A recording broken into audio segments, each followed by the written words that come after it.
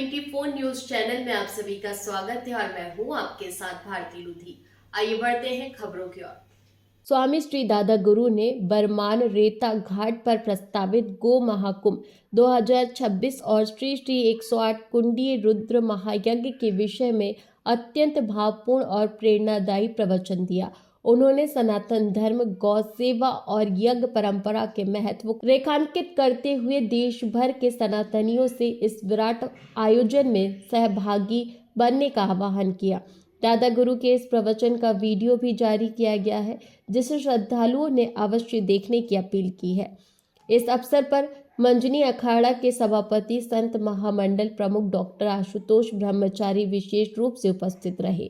Doctor Ashutosh ब्रह्मचारी ने स्वामी श्री दादा गुरु से शिष्टाचार भेंट कर उन्हें 14 जनवरी से 1 फरवरी तक बरमान भीष्म घाट पर आयोजित होने वाले गौ महाकुंभ 2026 और रुद्र महायज्ञ में गौघृत की आहुतियां देने हेतु शुभ आमंत्रण प्रदान किया।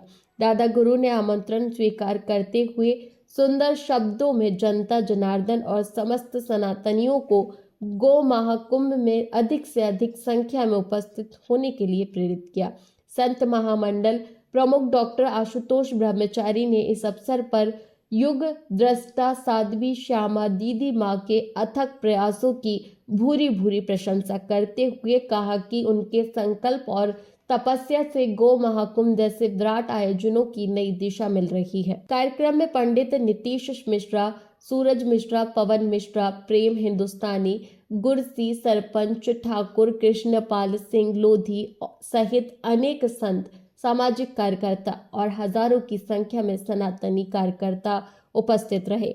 आयोजन समिति द्वारा जानकारी दी गई कि 23 जनवरी से 1 फरवरी तक आयोजित होने वाले इस महायज्ञ और गो महाकुंभ में समस्त सनातनी हिंदुओं से भावपूर्ण आहुतियां प्रदान करने हेतु उपस्थित होने का आह्वान किया गया है ना, डुबकी लगाते हुए ये डुबकी आस्था और श्रद्धा की है ना। बात तन की शुद्धि की नहीं है। मेला तो वो है जो चित्त की शुद्धि कर देता है। मेला वो संस्कृति, कुंभ वो संस्कृति है जो उन मूल आधार शक्तियों का एहसास कराती है जिससे हमारा आधार है। ऐसा ही बरमान घाट पर अब मेला कई प्रकार के हैं, गंगा जी में कुंभ भी कई प्रकार के हैं। ऐसा ही एक बरमान घाट में मेला तो सदियों से भरा है, लेकिन इस बार मेले में वो सनातन की, धर्म की, संस्कृति की जीवंत प्रमाणिकता संतों के माध्यम से बरमान घाट में, भीष्म घाट में यज्ञ चल रहा है। मेले में यज्ञ हो रहा है और वो मेला जिसको हम संस्कृति कहते हैं कुंभ, तो एक गौ कुंभ भी भरा है और गौ वो शक्ति है। विवेकानंद जी ने जब भ्रमण किया भारत का, ध्यान देना,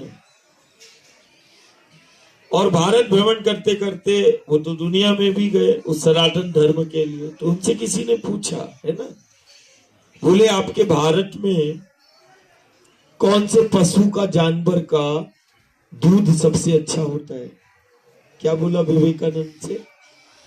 स्वामी विवेकानंद से बोला गया कि आपके भारत में किस पशु का, किस जानवर का दूध सबसे अच्छा होता है? तो विवेकानंद ने बोल दिया भैंस का होता है।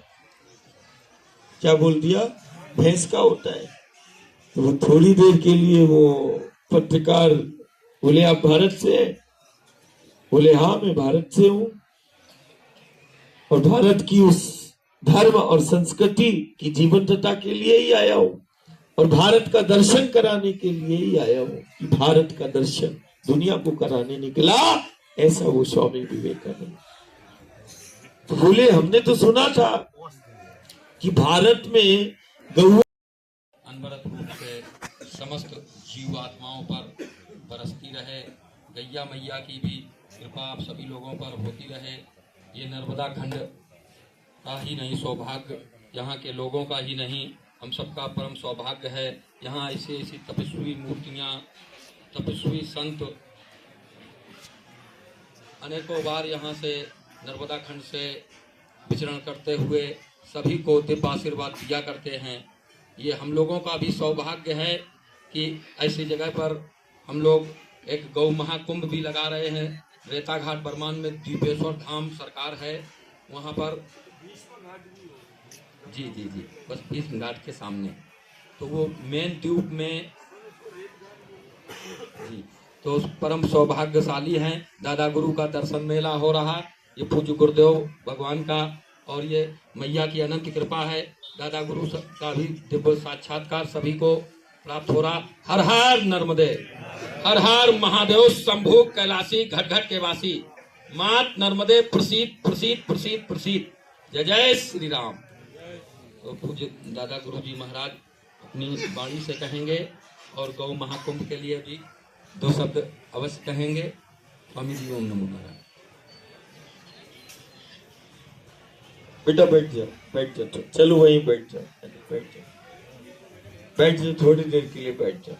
जब भी कभी हम हमेशा बोलते हैं यदि साधु का, संत का, महापुरुषों का, सत्पुरुषों का, या मैं तो बोलता माता का, पिता का, गुरु का थोड़ा देर के लिए सत्संग मिल जाए तो वो माता पिता और गुरु के संग बिताए हुए जो क्षण और पल होते हैं ना, वो बहुत, उन क्षणों का कोई कीमत नहीं, उन पलों की कोई कीमत नहीं। वो पल ही तुम्हारे जीवन को अनमोल बना देंगे। बस तुम माता पिता, गुरु, साधु, संतों का जो क्षण मिलता है उनके साथ रहने का, चलने का, बैठने का, जिसको हम सत्संग कहते हैं, बस उस सत्संग में बैठ जाना। और ये तो नर्मदा के उस आदि शक्ति भगवती के पथ पर वो गांव है जहां रोज ही किसी साधु का, संत का, परिक्रमावासी का आना होता है। और सहजता में ही घर बैठे ही जिसको सत्संग मिलता है वो नर्मदा की ये गांव है। घर बैठे ही सत्संग मिल रहा है, इससे बड़ा बड़भागी कौन होगा। अरे सत्संग के लिए, साधु संत के दर्शन के लिए लोग निकलते हैं, तुम्हारे द्वार पर ही चलकर साधु और संत आ जाते हैं। और साधु और संत क्या तीर्थ चलकर आ जाते हैं। केवल तुम्हें अपना समय, और वो समय तुम्हें केवल उस समय को तुम्हें जीना है, उस क्षण और पल को जीना है। न जाने वो सत्संग के किस पल में तुम्हारे जीवन को दिशा मिल जाए, न जाने सत्संग के किस पल में तुम्हारी समस्याओं का समाधान तुम्हें मिल जाए। सत्संग है, न जाने किस पल में तुम्हारे भाग्य का उदय हो जाए, स्वयं से मिलना हो जाए, परमात्मा हरि से, देवताओं का एहसास हो जाए, साक्षात्कार हो जाए। सत्संग है, और मिले तो बैठ गए। आज देखना, हम जिस भगवती की आराधना और साधना करते हैं, देखो एक धर्म ना,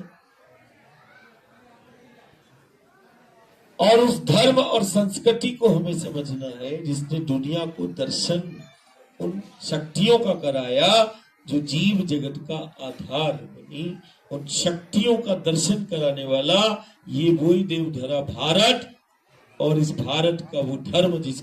फिलहाल के लिए इस खास खबर में इतना ही। देश विदेश की तमाम बड़ी खबरों को जानने के लिए देखते रहिए हेडलाइन 24 न्यूज। नमस्कार।